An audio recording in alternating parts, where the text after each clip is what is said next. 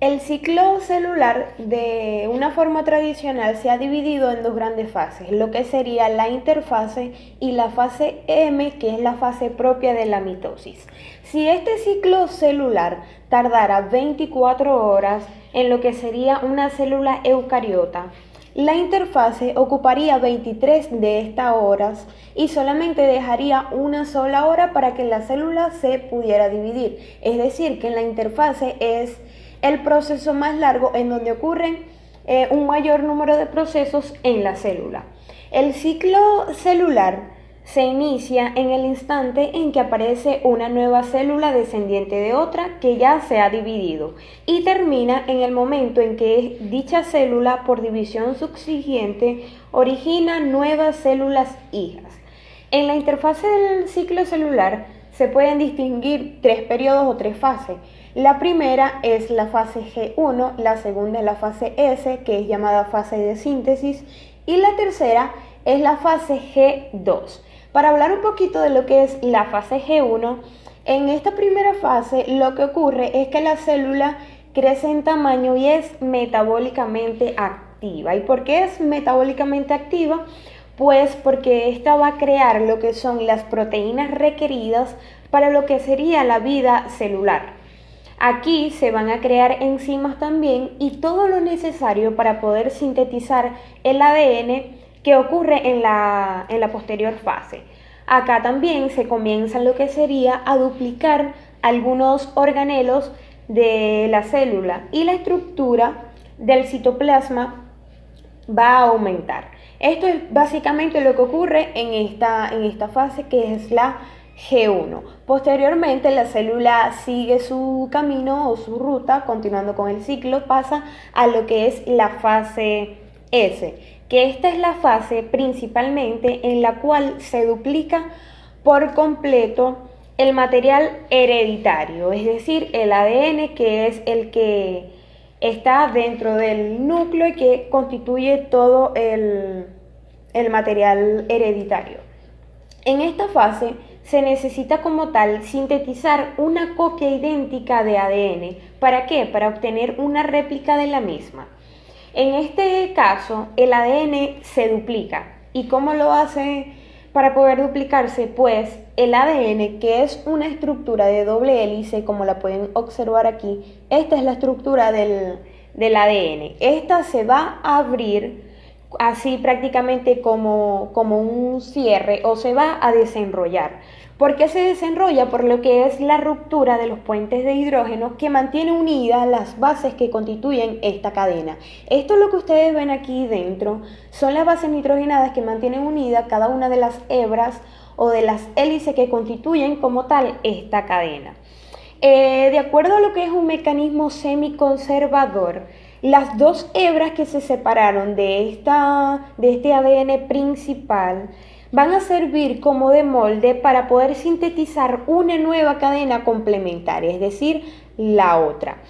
Y además de esto, para formar lo que sería una nueva cadena de doble hélice que contenga una de las partes o una de la cadena de la principal. Es decir, esta principal se va a desarrollar creando o duplicando la misma y estas mismas de la principal van a servir de molde para poder sintetizar lo que sería la otra cadena y construir esta cadena de doble hélice que será el material genético que van a obtener las células hija. Y este es el ADN que constituye el de la célula madre. Como lo observan aquí, de una se va a duplicar obteniéndose dos cadenas de ADN. Posteriormente, ¿qué es lo que pasa aquí? El cromosoma pasa de tener una cromatina a tener dos. En este caso, ¿qué es lo que pasa? Que el ADN se encuentra en el núcleo en forma de cromatina, como observan en esta imagen, que es como una especie de hilo. Así se encuentra el ADN en el núcleo de la célula. A medida que va avanzando, que la célula va pasando por varios pasos, esta cromatina como tal se va a condensar y va a formar generalmente lo que son los cromosomas de esta forma ya estructurada. Pero ¿qué pasa? Que aquí como tal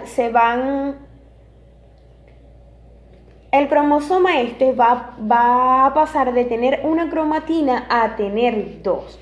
Y estos cromosomas van a estar compuestos, cada uno de ellos, por una doble hélice de ADN como producto de la duplicación de la original. Aquí la cromatina, como dice, el cromosoma pasa de tener una cromatina a tener dos.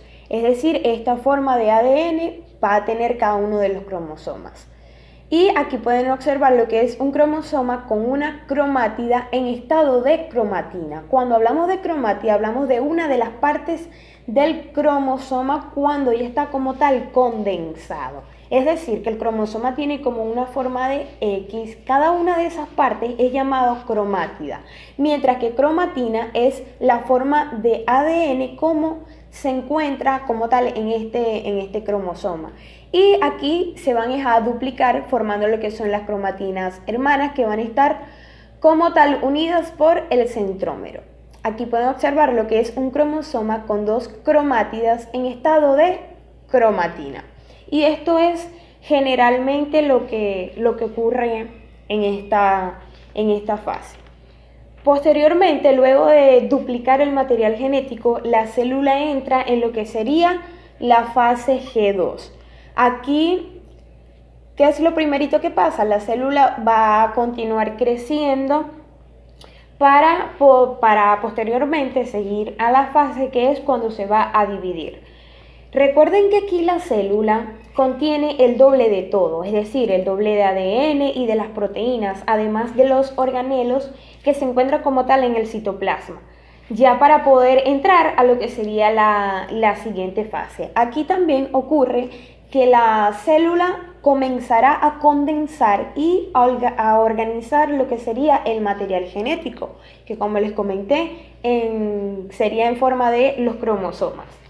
Ya como tal, al llegar a la fase M, aquí lo que va a pasar es que la célula se va a dividir para originar las dos células hijas. Es decir, aquí en la mitosis ya directamente se va a dividir la célula originando dos células hijas. Pero esto es un proceso explicado por fases también o por periodos, que están constituidos por la profase, metafase, anafase, telofase y la citocinesis, que es lo que ocurre cuando el citoplasma se divide como tal.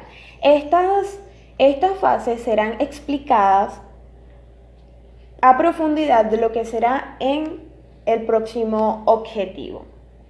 Ya cuando la célula se divide, o como tal, o al final de la mitosis, la célula entra en lo que sería nuevamente en la interfase. Si esa célula ya no se va a dividir más, entra en lo que se denomina lo que es el periodo G0, que es cuando la célula está descansando, o también llamado lo que sería un estado de reposo. Aquí se colocan lo que son las células maduras, y estas células pueden permanecer allí hasta que haya una razón en ellas para poder dividirse y poder entrar nuevamente a lo que sería el ciclo por aquí, por el G1. Aquí las células, a pesar de que están en un estado de reposo, ellas van a seguir estando activas, es decir, que van a realizar su función en específico en el organismo. Cabe mencionar que estas células pueden permanecer en lo que es este periodo de G0 por mucho tiempo, es decir, pueden permanecer días, semanas o incluso años antes de que se vuelvan a dividir otra vez e iniciar de nuevo el ciclo, comenzando por el G1 y siguiendo todo esto para poder llegar al final de dividirse. Por esto se llama ciclo celular porque la célula lo repite y lo vuelve a repetir siempre y cuando necesite dividirse. La división celular es un proceso que ocurre en todas las células, ya sea en las células de los gametos o en las células somáticas, que son el resto de células del cuerpo. La célula obligatoriamente necesita dividirse en lo que son los organismos, como bien sea como mecanismo de reproducción o para el crecimiento, para permitir que los organismos crezcan. Esto es un ciclo, como les dije, porque se repite y la célula va a necesitar como tal de pasar por esas tres primeras fases en donde va a crecer en tamaño, duplicar su contenido o su material genético, además de los componentes que constituyen la célula, es decir, lo que hay en el citoplasma, las proteínas, las enzimas, todo eso con la finalidad de poder pasar como tal todos esos componentes de una manera equitativa a las dos células hijas, que son las células derivadas de una célula madre. Y bueno, básicamente eso es lo que trata el ciclo celular y ha sido todo por la clase del día de hoy.